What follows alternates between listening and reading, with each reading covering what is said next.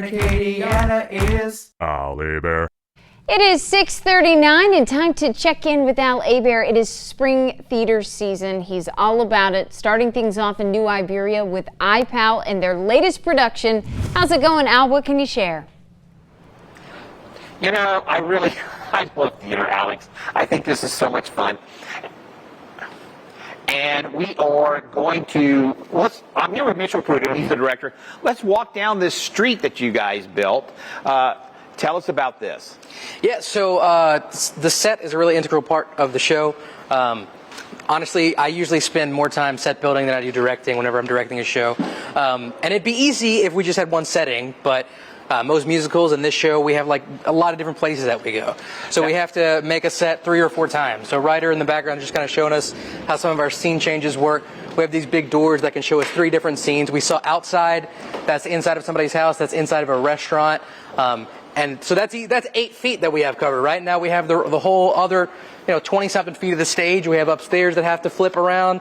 We have flats that we bring on here. It's incredibly labor intensive. Everybody in the cast helps out. If ever you're looking for a chance to volunteer at IPAL, that's probably where we could use the most help. If you're a painter, if you have a little bit of technical know-how, I'm by no means a handyman, but what I do know, I know from set building, and I kind of just figure it out. I know I have to have a restaurant and a living room and a street, and I just have to figure out how can I make that happen. And it's got to be done quickly. Sometimes 30 seconds or even less between scenes. We got to make it happen and quietly, so we're not disturbing the dialogue that's happening in front of the curtain. Very labor-intensive process. Now, I like it. Ryder's just moving stuff around on and off the stage.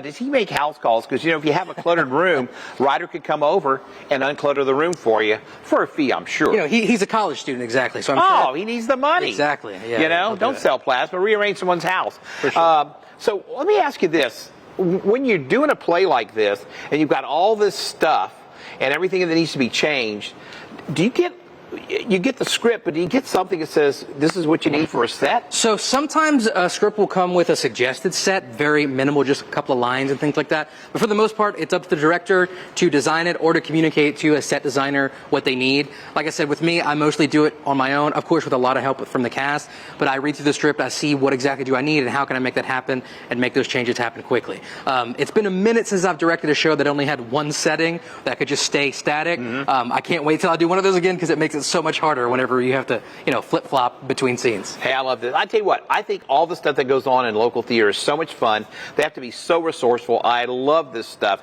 Hey, we're going to go back to you, Alex, Adam, in the studio. More News 15 today. We're at IPAL all morning long. All righty, Al. Sounds great. Can't wait to check back.